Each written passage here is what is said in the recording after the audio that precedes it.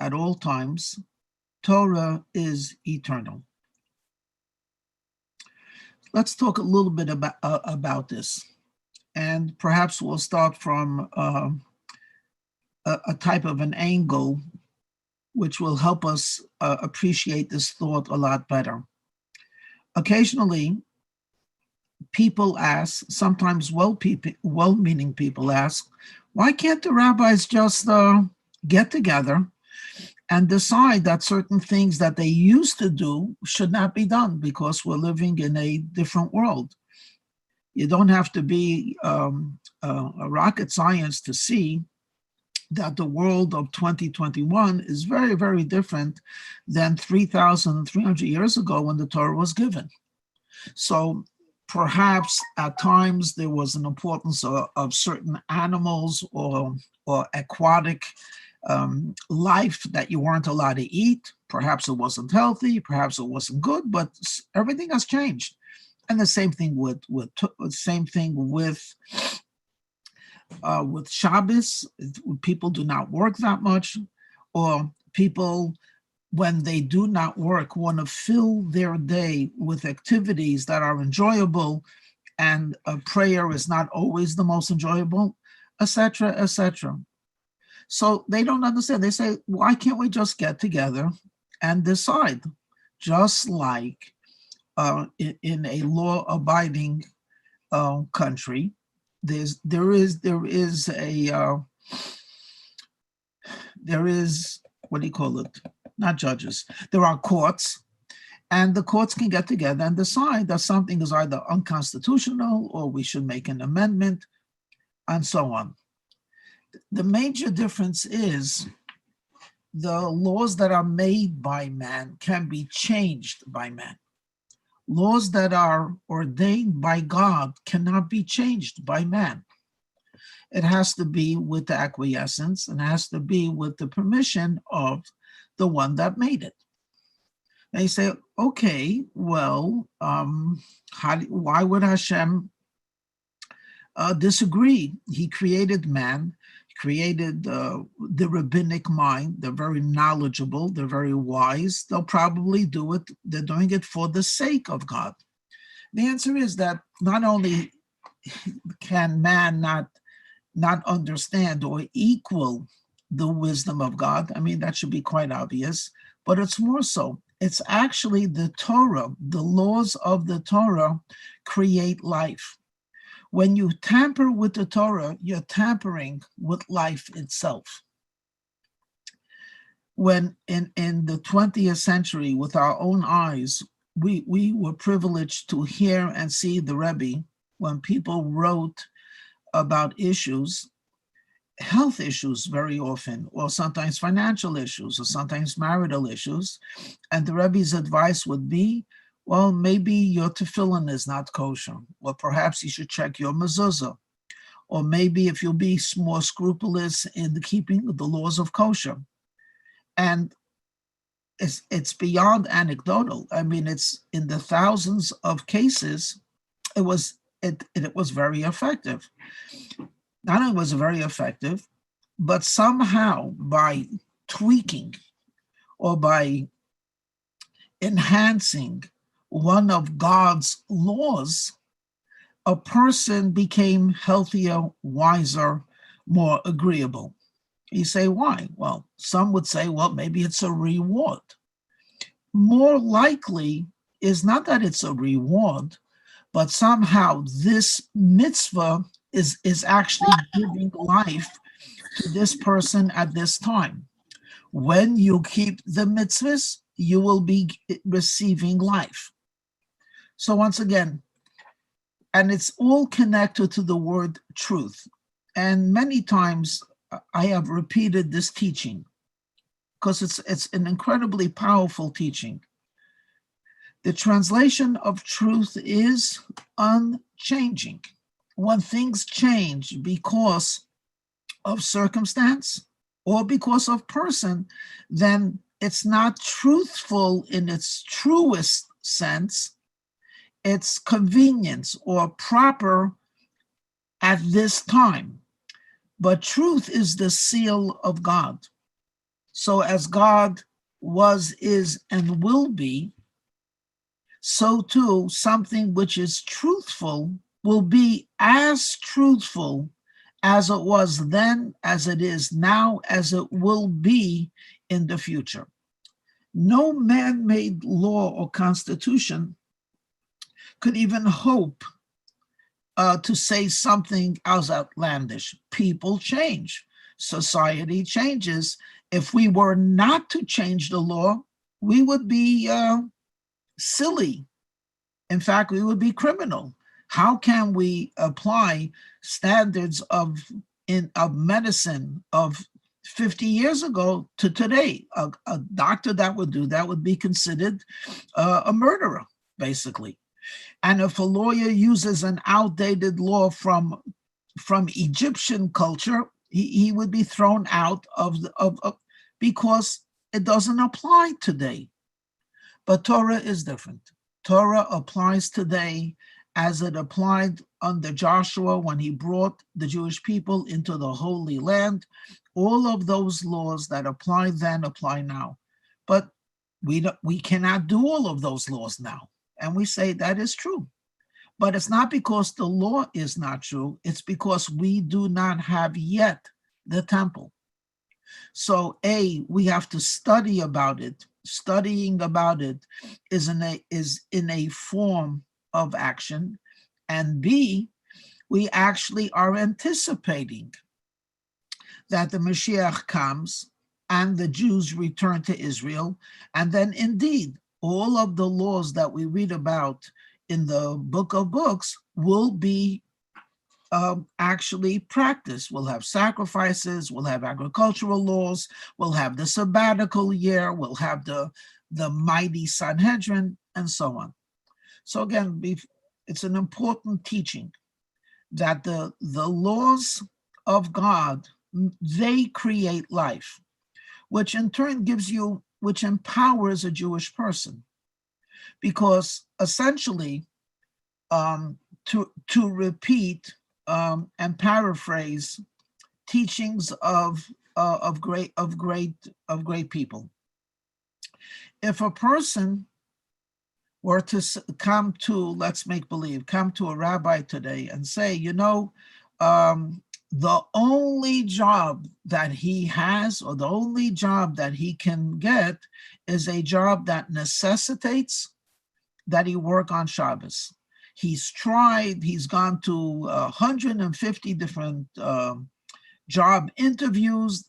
No one wants to take him. He found one place that they will take him, but only if he works on Shabbos. And the rabbi says, so why are you telling me this? He says, well, I want to know, can I take the job? And the rabbi might ask the question like, if you don't take the job, what will happen? Say, well, I'll have to move out of my apartment.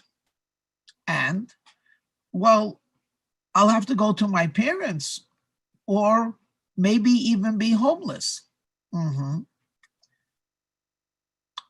Is that a danger to life?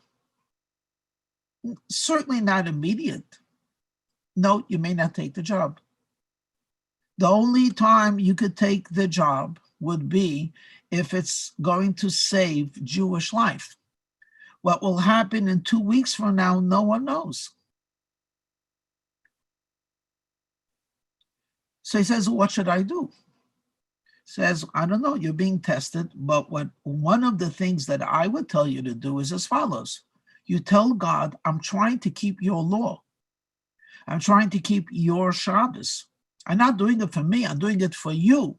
Well, if you gave us the Shabbos, and you gave us the Shabbos so we might live as a Jew, I'm asking you to allow me to live as a Jew. So I'm going to keep the Shabbos, and you keep your part of the bargain, which is you're going to give life.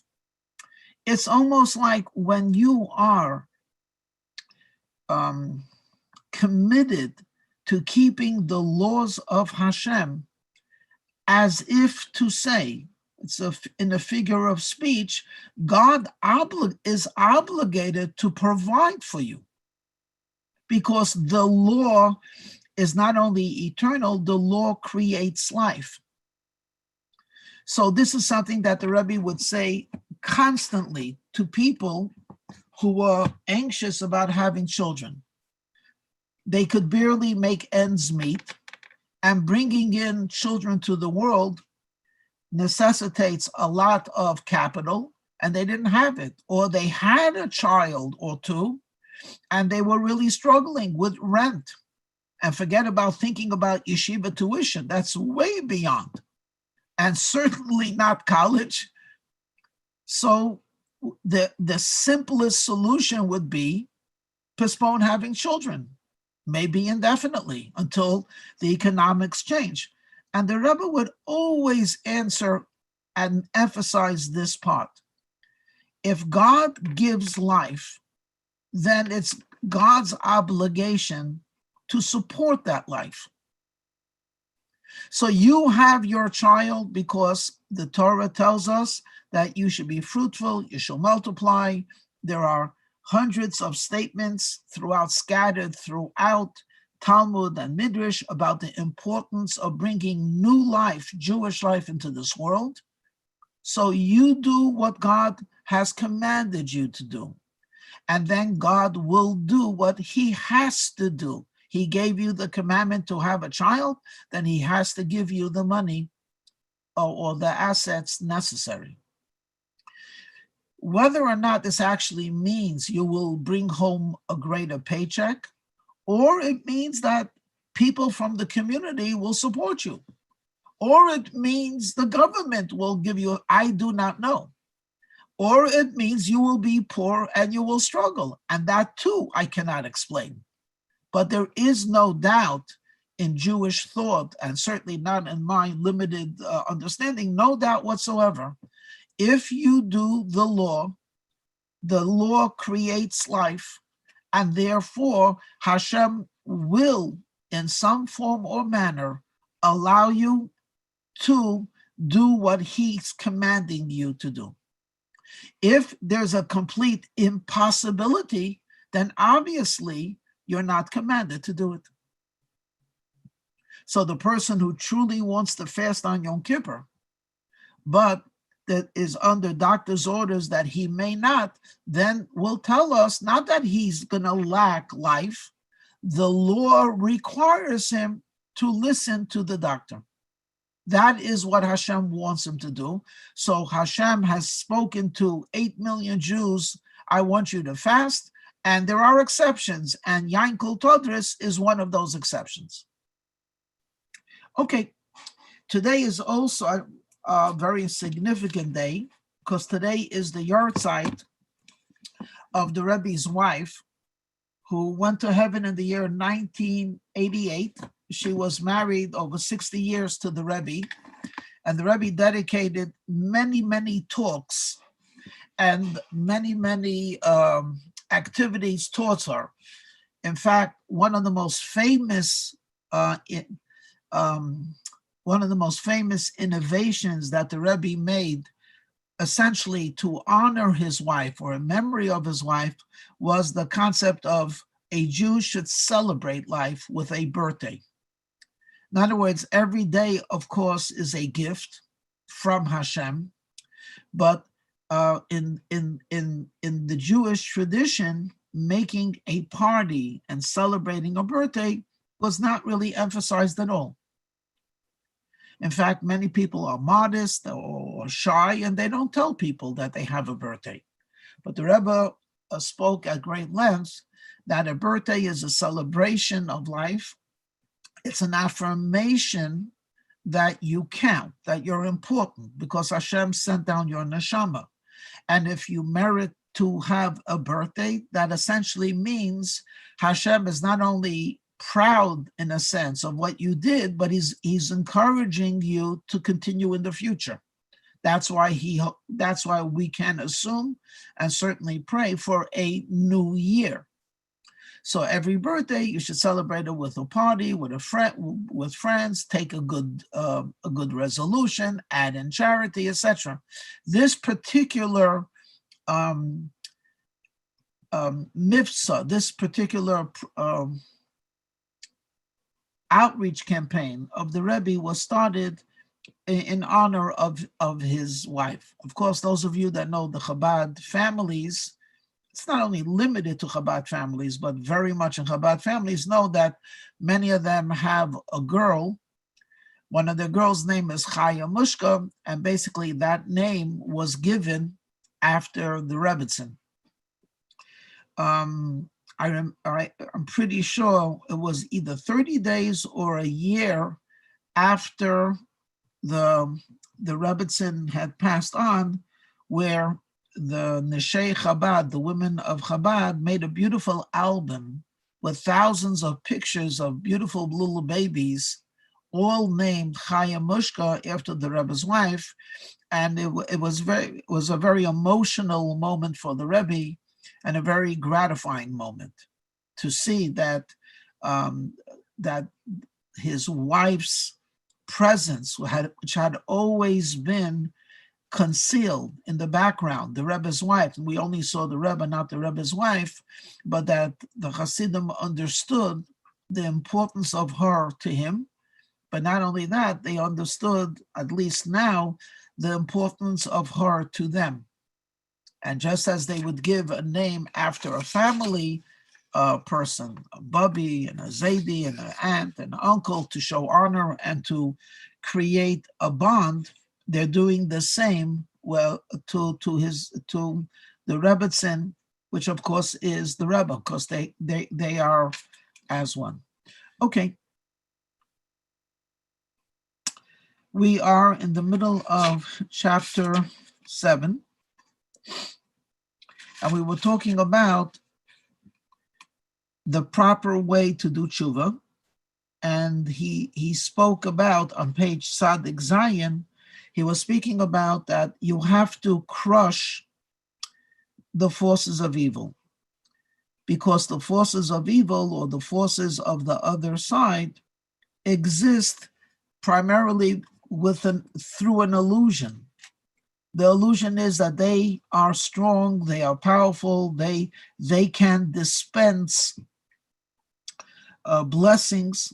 The reality is it's only Hashem that does all of that. However, because God is Ein Sof in every way, he is beyond, there is no end to his greatness. He also can contract and conceal his presence. So there is a form of the other side that looks independent. But it's all arrogance. If they would simply say that we're able to do this because of Hashem, then people would listen to Hashem a lot faster than they do today when they're listening to the Yetzer Hara. In other words, imagine, okay, I just thought of an example. Imagine there's something called in English entrapment. I know the FBI is in the news, because of what happened yesterday. So imagine the FBI, they want to track and identify a drug dealer or something like that. In order to do that, they need evidence. So what's the evidence? The evidence is that they're going to, what they're going to do is film him and record him doing a deal. So they send one of their undercover agents, and after he gets this guy's confidence, he says, I'd like to buy some drugs, and the guy takes him, and when the money is passed from hand to hand, suddenly, I'm the FBI, you're under arrest. Okay, we're familiar with that story. Could you imagine the person saying like this, I want to buy some drugs. I want to let you know I'm an undercover agent, but I still want to buy drugs. Which Meshugana would go along with this? He just said two things. I want to buy drugs.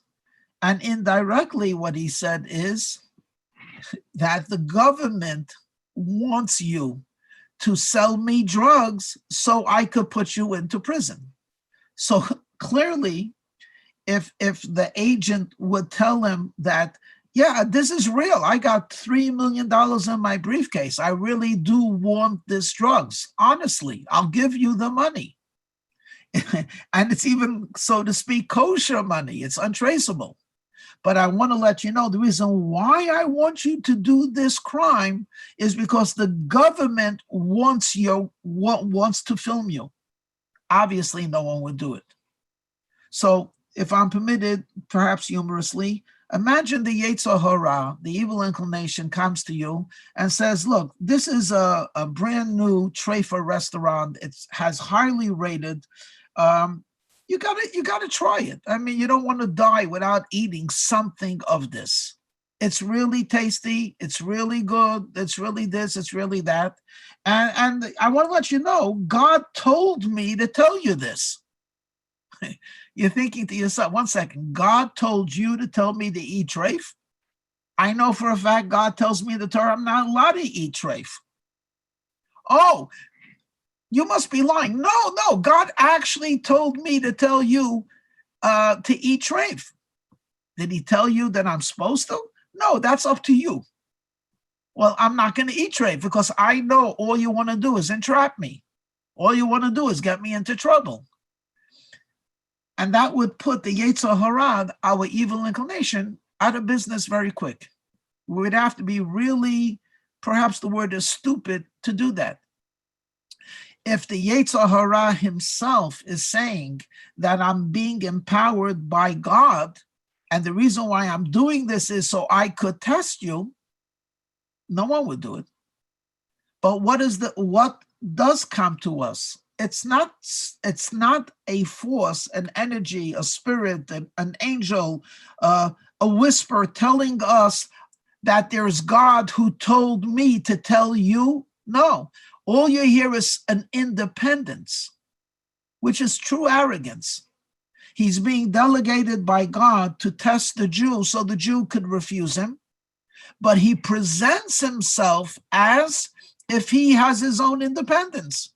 And it's okay, God, yeah, God, no. The main thing is you got to taste it.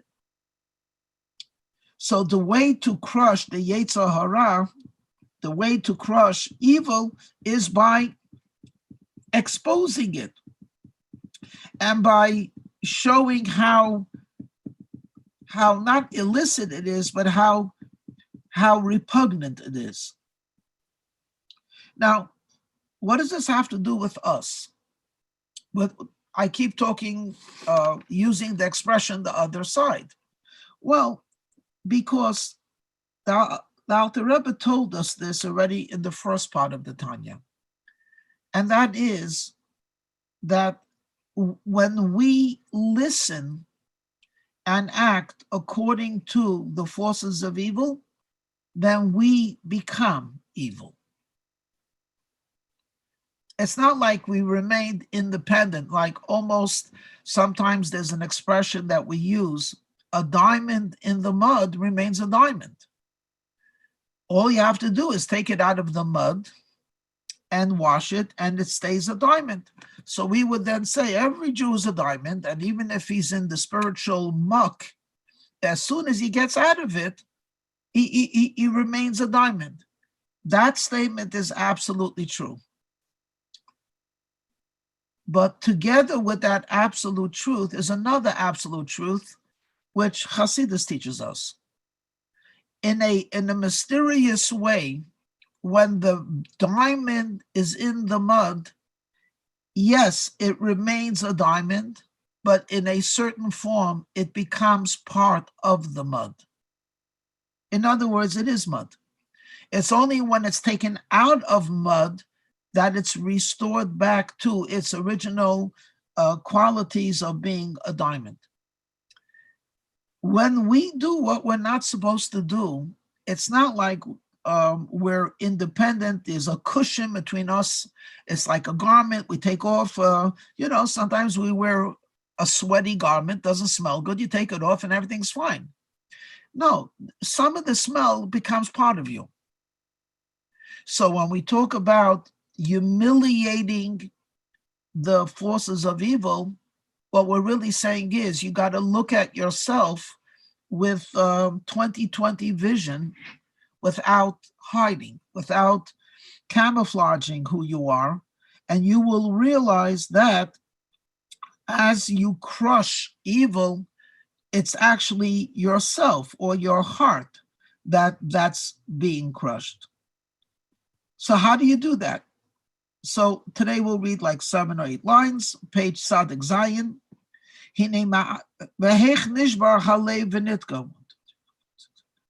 Approximately 20 lines from the bottom in the middle of the page. How do you break and crush the heart? And again, it is in order to get rid of the sitra achra, which is arrogant, like the eagle that has to be thrown downwards. So he says, Hine ma'at mizer, a little bit is accomplished ayidei sigufim v'tainias, simply through suffering and fasting. It humbles a person.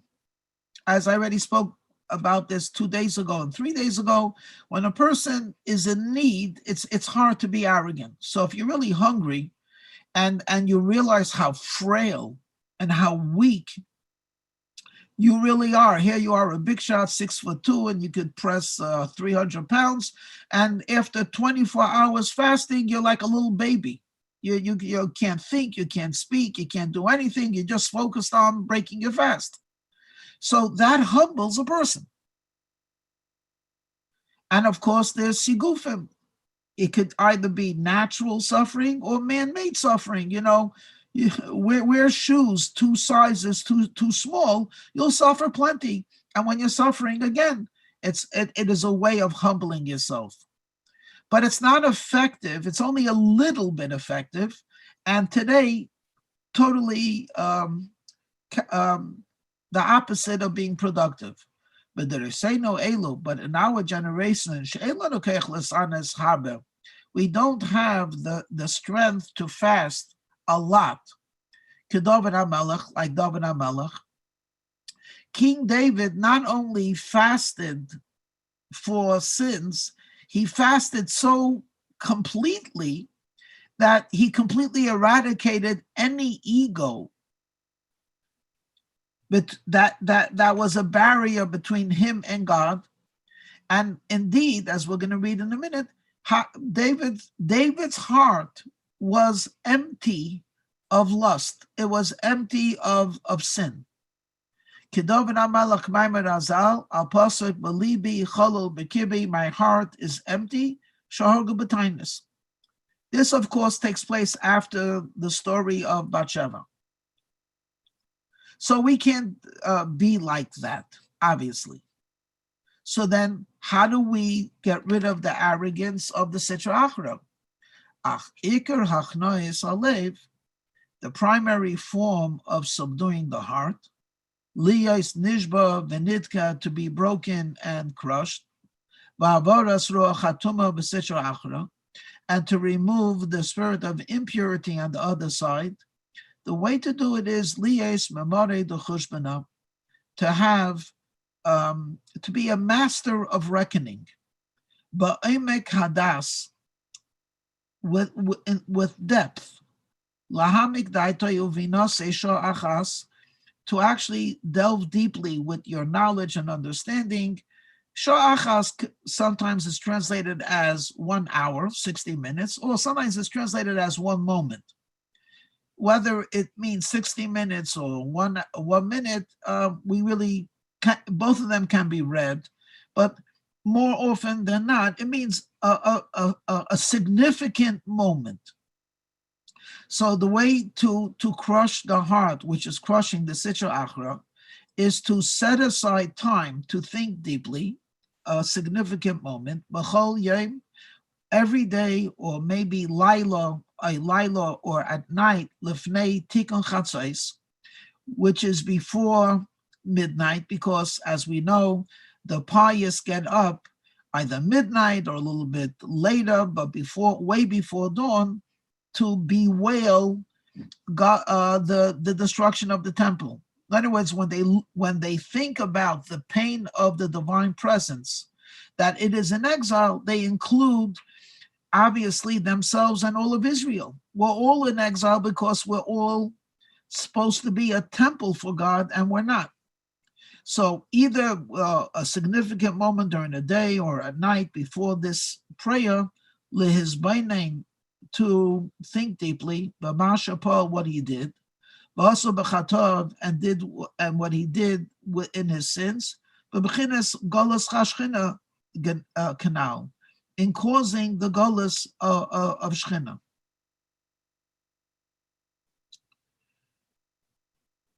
Okay, let me do another 3 lines, but we'll have to repeat a little bit of this tomorrow. V'gam garam, he also caused la'akon nishmasai v'nafshei alakis mechai achayim baruchu. He also caused an uprooting of his soul and godliness from the source of life. V'hirida, and he made it descend l'makam hatuma v'hamavis, to the place of impurity and of death, which are Heinei Cholas Asachachra, which is the palace of the other side. Vanasas Bechinas Markova Aleim, it became a Markova, a chariot to them, Makabel Mehem Shefa Vachayas Lashbia Begufi Canal, to receive the abundance of life. Okay, 2 lines from the bottom, that's where we ended. Let's go back to this idea of Mari the Chushmina.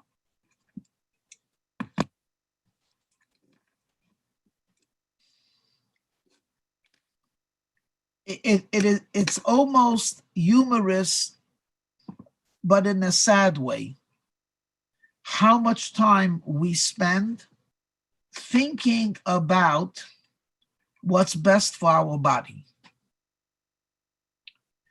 Without a doubt, when it comes to making a deep financial investment, such as buying a house, right?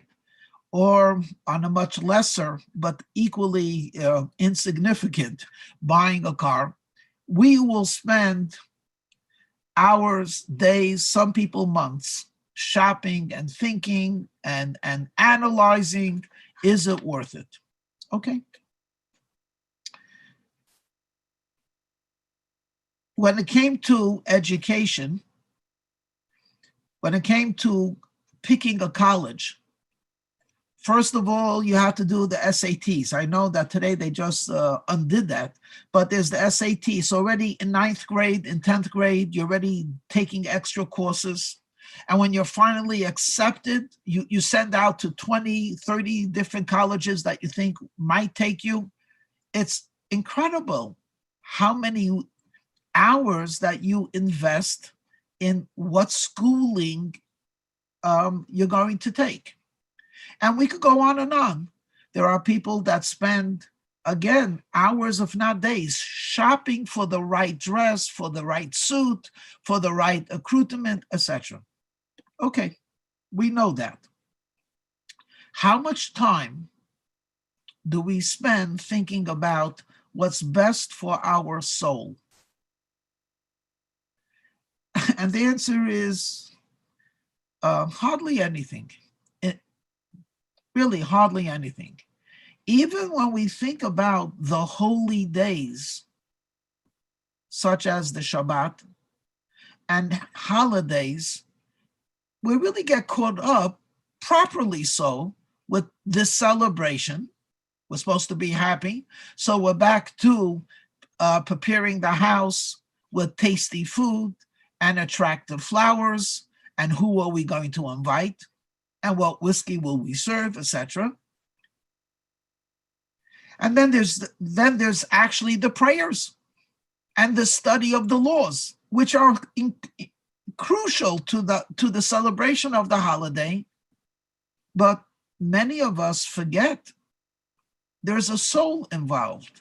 Or to put it slightly different, there's the purpose of this holiday is to feel the presence of God, to make our connection to God more intimate, more fulfilling, obviously more rewarding.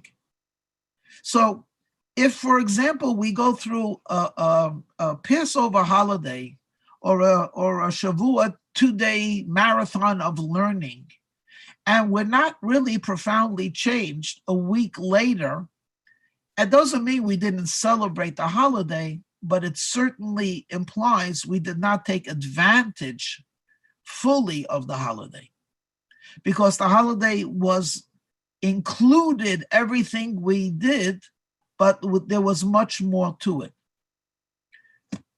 How much of, if you say the word soul, people already sort of drift off unless you're a quote unquote very spiritual person. But let me use the word life.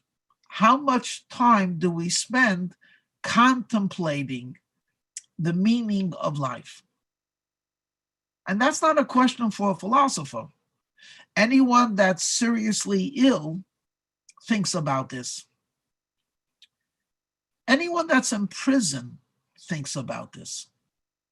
So, yeah, I think about life. I go to the gym.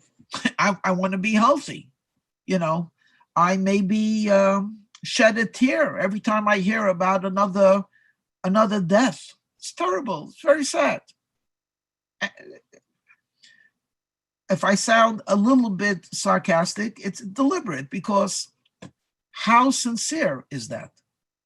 But when you meet a person who is an inmate and cannot leave, or someone that's seriously ill and cannot leave, they actually really do think about what is the value of life and what is the meaning of life. And in many cases, the person, after thinking of the value of life, appreciates life and makes life much more meaningful. So the person who almost lost a child to cancer values that time with the child. The person who had a serious row with his spouse, and for a moment they were thinking about divorce and then make up, they appreciate each other. This is true just about everything. When you're about to lose it, you begin to appreciate it. Okay, God gave us life. He gave us a Jewish life, which is different than ordinary life, because Jewish life means a life of godliness. How often do we think about the value of that, or the importance of that, or the need? We take it for granted. That's a strength on a superficial level. We're so comfortable being Jewish, we don't even have to think about it. And that is a strength, by the way. But it's also a serious liability. I believe I read that once Albert Einstein, who was a very famous Jew, very famous Jew, once was speaking to a group of his colleagues. Not all of them liked Jewish people. They respected Professor Einstein, but he knew very well that they were closet anti-Semites, if you want to call them. So I read once that in one of his papers, he brought up the idea of his background, and he said, I want to let you know I actually regret being born Jewish. And that made everyone think. I mean, those that admired him for his Judaism were shocked, and those that did not like Jews were pleased. But then when he saw that he had all of their intention, of their concentration, he said, I'll tell you why I regret being born. I would have loved to have chosen to be Jewish. I would have converted to being a Jew. But I did not have that merit or that choice. So I regret it, because as a scientist and as, making observations and using critical thinking, if there's one religion that I would admire and want to join, it would have been Judaism. I'm not sure if the story actually happened or if it happened exactly this way, but the point is a very interesting one. So being born Jewish is a great privilege, and the fact that we take it for granted in the majority of times is actually a great, like I said, we're comfortable with it. It's beautiful. It's like we're comfortable with our skin. But on the other hand, we have such a a precious gift of a Jewish soul, which comes from a certain revelation of God himself, the Yud Hey, the Vav Hey, as we spoke at length, when do we think about it? Says the Rebbe, the only way you could humble the forces of evil is if you actually make time, a significant moment, to think about, is my life consistent with the will of God? If it's not consistent, that means I'm receiving a life energy from God, but it not through him directly. It's going through the other side. And why would I want to drink water from a filthy cup when I could be drinking water in a crystal from Hashem? So when a person has these deep moments of introspection, that is the time where he could humble the Sitra Achra, because he's humbling himself. Of course, after this thought comes joy. How could it be joy when you just crush yourself? The joy is because as the moments pass, I'm being recreated. So now I'm a different person. Now I'm being served, in a sense, with the crystal, with pure water. But I could only do that if I reject the other side, and I can only reject the other side if I dedicate some time to think about this. So the Rebbe says, for those that get up, and bewail, they cry about the destruction of the temple and of the godly presence, that's the time when, during those prayers, that they should think about themselves on a personal level. Otherwise, he doesn't give another option, but in the first part of the Tanya, he said really this should be done at night, preferably before sleeping. So you should not have thoughts like this during the day, because as we spoke then when we were learning the Tanya, because the thoughts will be wasted, or they'll be so superficial because you have no time, you will actually deny yourself the opportunity to do a real teshuvah. Okay, anyway, it's a profound thought. That's how we'll end today. Tomorrow we'll continue a little bit about this. Let me wish you all a good day. Today there's a lot of spiritual blessings today, because it's the yahrzeit of a very great woman, who was a very great tzaddik, a very righteous person. And once again, whenever we talk about the Rebbetzin, we're actually indirectly or directly being connected to our Rebbe, because they're essentially one unit. So as her yahrzeit is 30 years today, that from elevation to elevation, she, in her zechus, in her merit, when someone asked her, do you have any children? And she said, yeah, the boys in 770. She looked at all of the Hasidim as an extension of her physical reality, because she and the Rebbe actually created the Chassid. They created Chabad and created the Hasidim. Okay, anyway, Yehei Zichra Baruch, may a memory be for a blessing for all of us. And I wish you a very good day. Okay. Thank you, Rabbi. Good day.